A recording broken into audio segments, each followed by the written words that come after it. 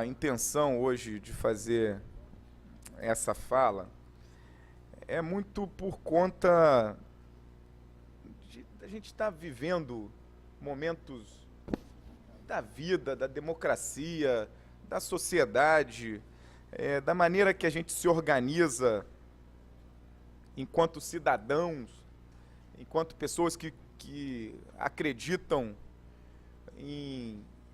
que a gente pode superar os tempos ruins, né? A gente discute muito os tempos ruins na economia, a gente discute muito os tempos ruins na política, a gente discute muito os tempos ruins até nos nossos times de futebol.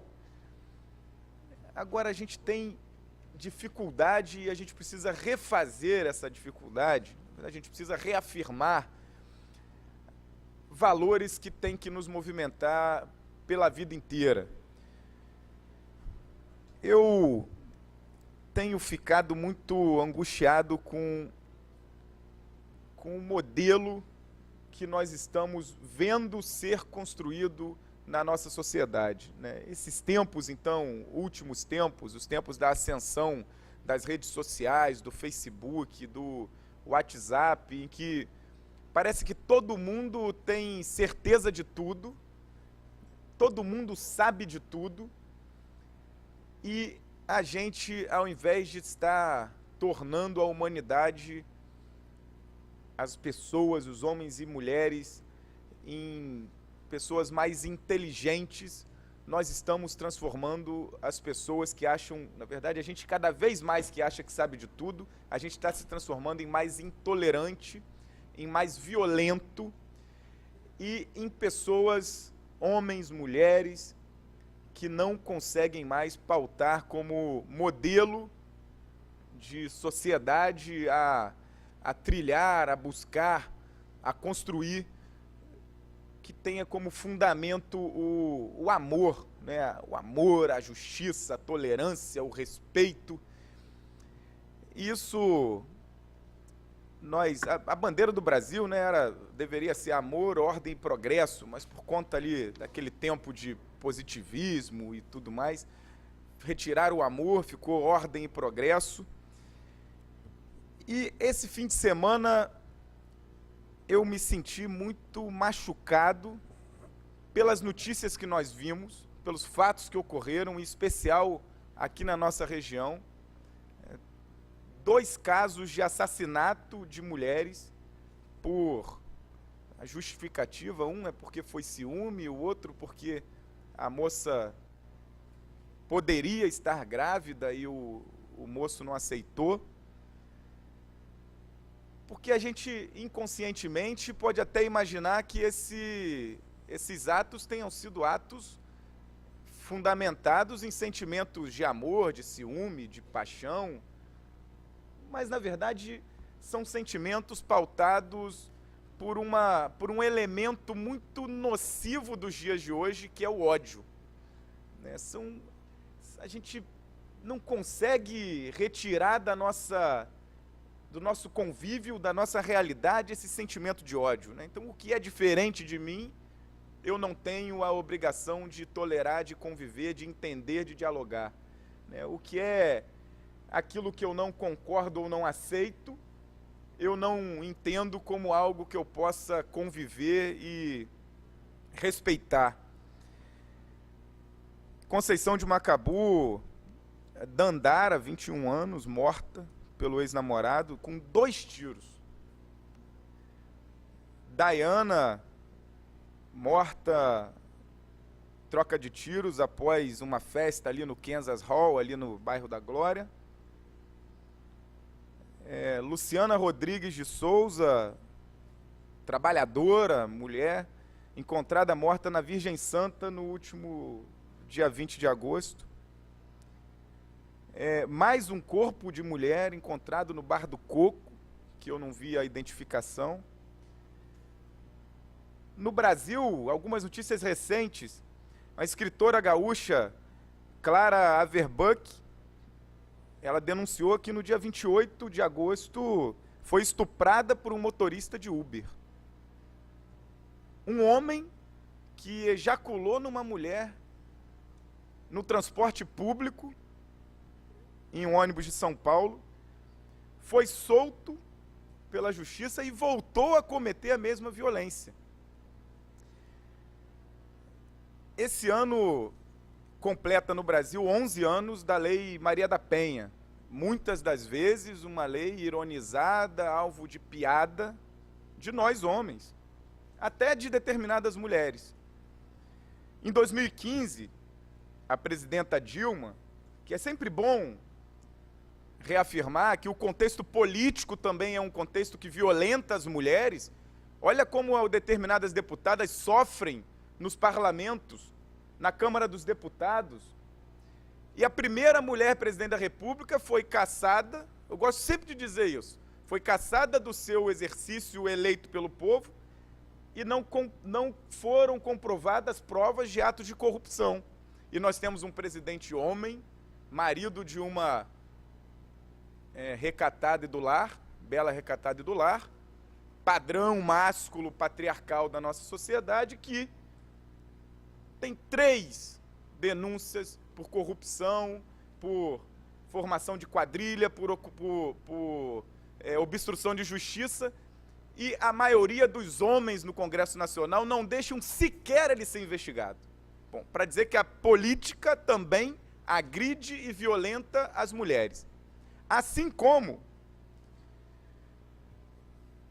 a Lei 13.104, que é a lei que trata do feminicídio, tenta tirar a invisibilidade da violência contra a mulher.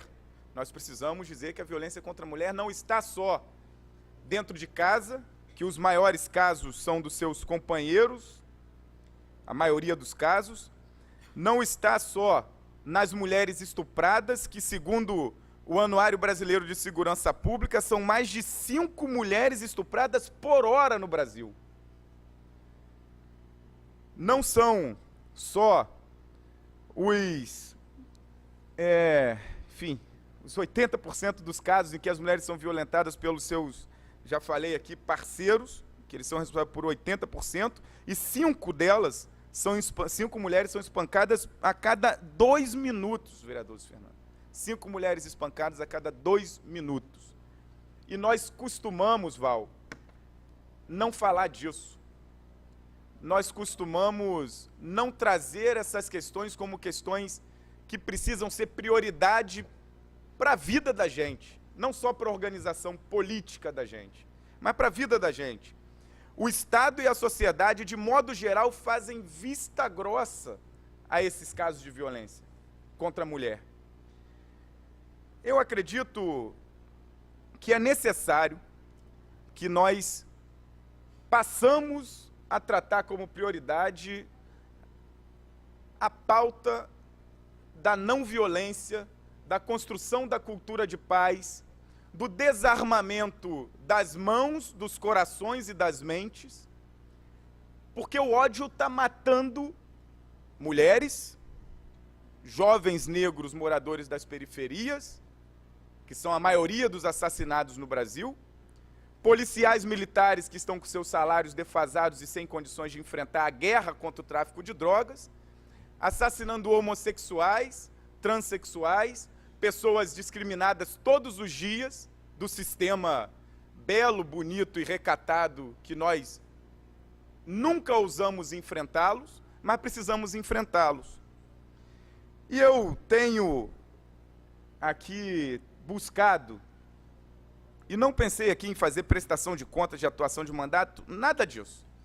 Mas propostas singelas nos dão tarefas de continuar lutando para que essa realidade seja superada. A realidade da não violência, a realidade da cultura da paz, da construção da cultura da paz. Eu ontem respondi um questionário sociopolítico, enfim, socioeconômico, da escola da minha filha.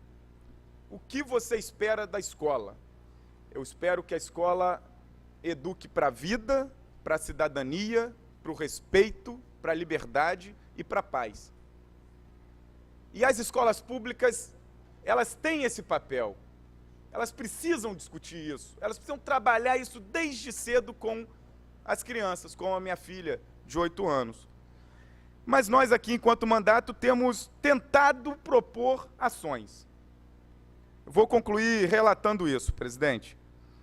No mês de março, realizamos uma formação política protagonizada e organizada pelas mulheres que atuam no nosso grupo político, que discutiram com outros movimentos de mulheres da sociedade macaense. Enfim, foi muito bom para discutir o nosso papel enquanto homem parlamentar que precisa tratar das questões dos enfrentamentos todos os dias da violência e da nossa cultura violenta, em especial contra a mulher. Foi proposto e aprovado por essa casa e sancionado pelo prefeito agora a Lei 4.378, agora de 2017, que pune estabelecimentos que coloquem nos seus processos de seleção, sabe aquela plaquinha, aquele cartazinho, não contratamos mulheres, ou só homens, não pode mais, serão punidos. Porque estar no mercado de trabalho também é direito da mulher. O projeto de lei 28 de 2017 insere no currículo das escolas isso. O combate à violência contra a mulher. Educar para a paz, para a cidadania, para a justiça, para a igualdade. A gente propôs aqui construção de casa de parto, parto humanizado, enfim, vários eixos de atuação parlamentar que dá para a gente trabalhar no parlamento patriarcal, másculo, machista, brasileiro, é a estrutura de todas as nossas casas. Dá para a gente, aos poucos, não deixar de falar disso.